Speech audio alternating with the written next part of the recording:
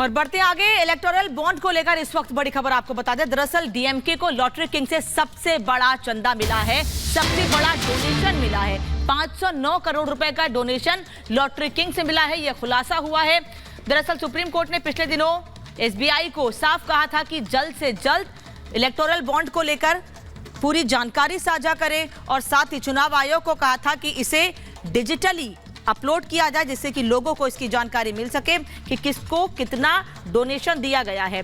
DMK को सबसे ज्यादा फ्यूचर गेमिंग से डोनेशन मिला है, जो कि 509 करोड़ के आसपास का है।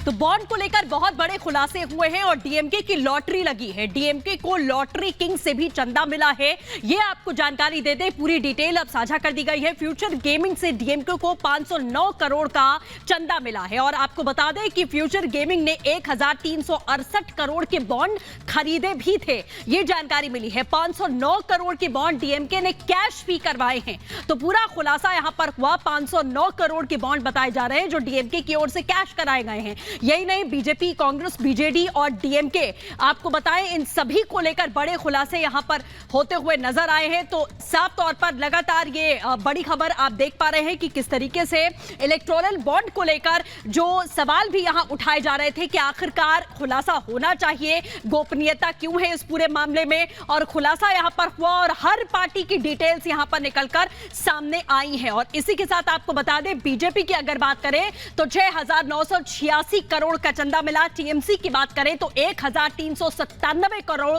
यहां बताया जा रहा है, जो डिटेल साझा की गई हैं।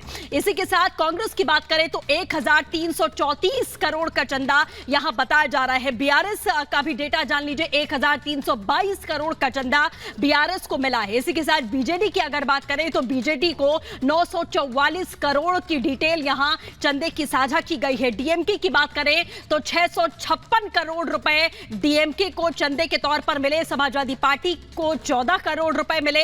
तो ये पूरी डिटेल इन सभी पार्टियों को चंदे को लेकर साझा की गई है। और अकाली दल आपको बता दें 7.26 करोड़ रुपए बताया जा रहा है। एआईएडीएमके की बात करें तो 6 करोड़ का इलेक्टोरल बॉन्ड यहां एआईएडीएमके को मिला। और इसी के साथ में नेशनल कॉन्फ्रेंस की बात करें तो 50 लाख का चंदा नेशनल कॉन्फ्रेंस के नाम है। ये बड़ी जानकारी आपको दे दें। तो इसी के साथ में आपको बताएं कि जिसकी सत्ता उसको चंदा, ये डिटेल पूरी है। डीएमके आप देख सकते हैं कि 656 करोड़ डीएमके को यहां पर इलेक्टोरल बॉन्ड मिलता हुआ नजर आया। इसी के साथ एआईएडीएमके की बात करें तो 6 करोड़ रुपए बताए गए। ये तमिलनाडु की बात हम कर रहे हैं, जो कि डिटेल्स आप यहां पर देख सकते हैं। इसी के साथ में बीजेपी की बात करें या फिर कांग्रेस की बात करें, बीजेडी की बात करें, सभी को लेकर यहां डिटेल्स साफ तौर पर साझा की गई है। और इसी के साथ में आगे बढ़ते हैं और आगे बढ़ते हुए और भी बड़ी खबरों का रुख करेंगे। बात करेंगे गांधी परिवार की। आपको बताएं कि गांधी परिवार एक समय था जब सिर्फ और सिर्फ अमेठी और रायबरेली से ही चुनाव लड़ते थे। चाहे हम राहुल गांधी की बात करें या फिर सोनिया गांधी की बात करें, शान से जीत कर आते थे। लेकिन 2014 की मोदी लहर के बाद धीरे धीरे सब कुछ बदल गया, समीकरण बदले। 19 के चुनाव में राहुल गांधी ने वहां से चुनाव लड़ने का जोखिम उठाया था और उन्हें करारी हार का सामना भी करना पड़ा। और अब आपको बता दें कि हालात ये हो चुके हैं कि गांधी परिवार ने दोनों सीटों से दूरी बनाई है। सवाल यह है कि यह दूरी है या मजबूरी, क्या कहती है रिपोर्ट, आपको दिखाते हैं।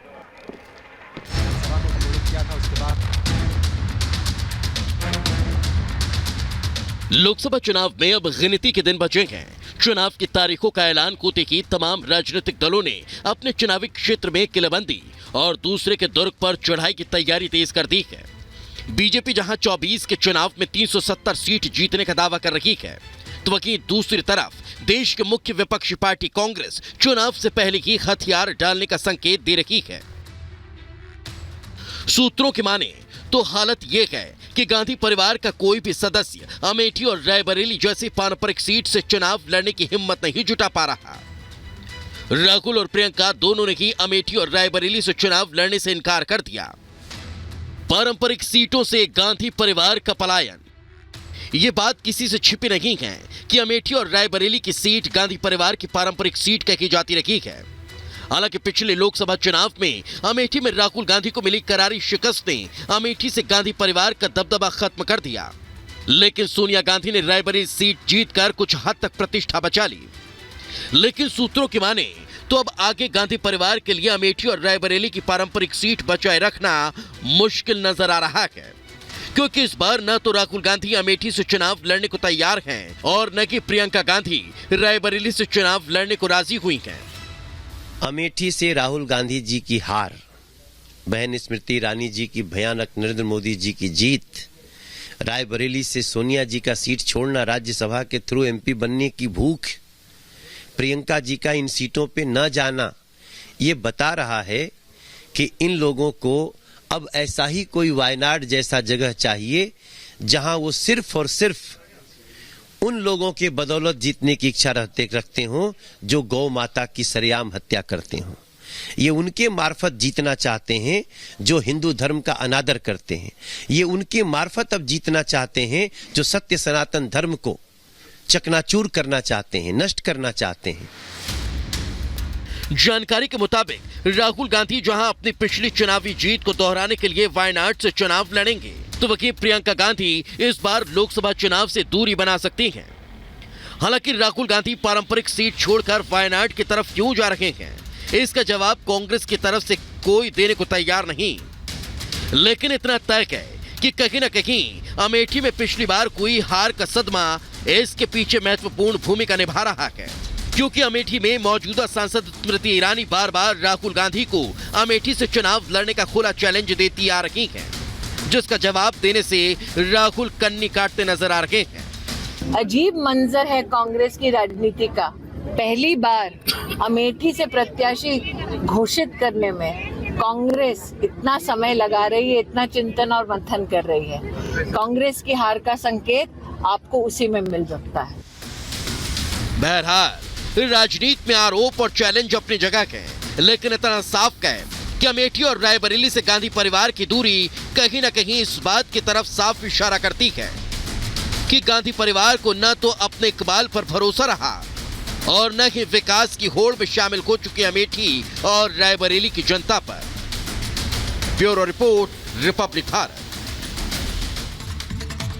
और अब खबर छत्तीसगढ़ से, जहां छत्तीसगढ़ से कांग्रेस के लिए लगातार बुरी खबरें आ रही है। खासकर महादेव ऐप के प्रमोटर से करोड़ों रुपए बतौर प्रोटेक्शन मनी वसूलने को लेकर के वहां कांग्रेस पर इतना भारी पड़ रहा है कि विधानसभा चुनाव तो हार चुकी है कांग्रेस, और दूसरी तरफ लोकसभा चुनाव में भी कहीं ना कहीं इसकी भरपाई करती हुई नजर आ रही है। क्या हुआ है इस पूरे मामले में, अब आपको वो बताते हैं 3 तस्वीरों के माध्यम से। महादेव ऐप घोटाला और उसके बाद भूपेश बघेल से इसके जुड़ते हुए तार, जो कि हमने देखे थे छत्तीसगढ़ में विधानसभा चुनावों के दौरान कि उन्होंने 509 करोड़ की प्रोटेक्शन मनी ली, और अब इस बात को लेकर के एफआईआर दर्ज हो गई है। दूसरी तरफ उन पर गिरफ्तारी की तलवार भी इसी साथ लटकने लगी है, क्योंकि अब एफआईआर दर्ज हो चुकी है खासकर भूपेश बघेल को लेकर के, जो कि मुख्यमंत्री तो रहे छत्तीसगढ़ के, लेकिन जब ये पूरा महादेव बेटिंग ऐप का मामला सामने आया तो ये देखने को मिला कि उन्होंने प्रोटेक्शन मनी ली थी, और इसी बात को लेकर के अब एफआईआर दर्ज की गई है।